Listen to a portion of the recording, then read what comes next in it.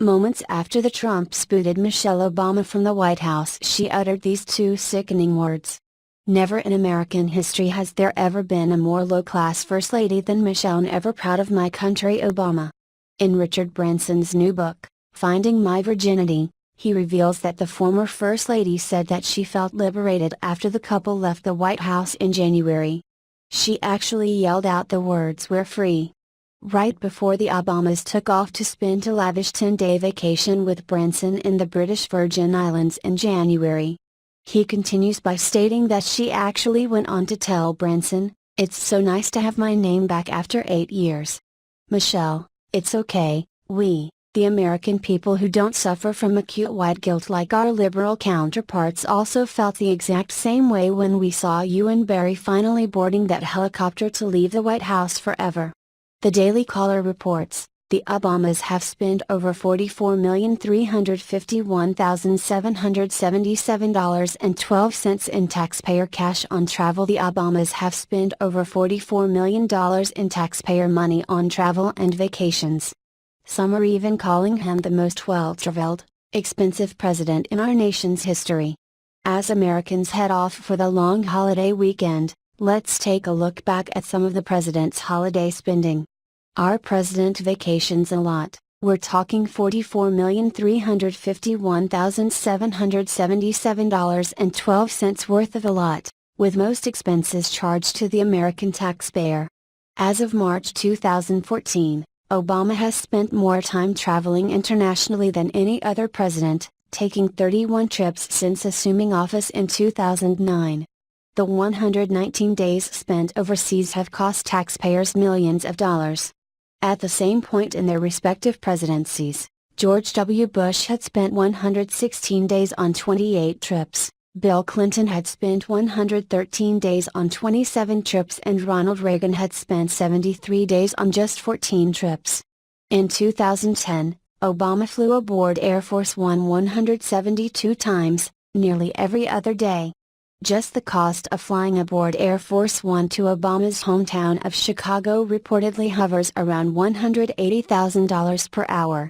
In addition to all of his international travel, the president spends a significant amount of time traveling with his family. The Obama family has taken vacations to exclusive beaches in New England, private clubs in Key Largo and, of course, luxurious beaches in Hawaii. According to the government watchdog group Judicial Watch, beginning with the infamous New York Date Night, the Obamas have spent $44,351,777.12 in taxpayer cash on travel expenses. The actual total cost may be higher, as the White House is not subject to the Freedom of Information Act. Here we have a president that gets on the budget line by line, but this apparently doesn't apply to his travel. President of Judicial Watch, Tom Fitton, said in an interview with the Daily Caller. Frequently missing from the data are the costs of housing the first family and staff, costs of repositioning the Secret Service and their equipment, and other travel expenses such as meals and beverages. We've got this financial crisis here in Washington, and the president and his family need to be more sensitive as to the cost concerned with his travel, Fitton said. We are especially concerned about the excessive luxury travel, such as his trip to Hawaii. In 2013 alone, President Obama incurred $7,396,531 in flight expenses for his family vacations to Hawaii and Martha's Vineyard, as well as a trip to California to appear on the Jay Leno Show. The Obamas are abusing the public trust and the taxpayers with unnecessary luxurious vacations and travel, Fitton said in a press release. These staggering costs show why these documents were covered up and we had to sue in federal court to get them. Another transparency fail for the Obama gang. It seems like it was so bad being the First Lady that not even the total of $44,351,777.12 spent on vacations was enough to take the sting out of it for Michelle Obama. Not even the trip Michelle Obama, along with her daughters Sasha and Malia, took to Africa to waste taxpayer money in order to promote the former First Lady's Let Girls Learn initiative was enough. Nothing was ever enough for these people. We were all fairly used to, and even expected Michelle Obama taking lavish vacations, most which she would take even without the president. We were used to her pointless goodwill trips that cost us, overburdened taxpayers, hundreds of thousands and even millions of dollars. All this while the American left remained completely silent. Yet today those same biased hacks criticize President Trump for getting flown out to his own golf course.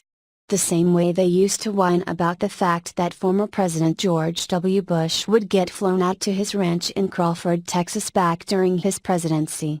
The liberal double standard just never seems to end, and it never seems to show any shame. Please share if you also felt we're free after the Obamas left the White House forever. Let it go, make my body go, take our bodies higher.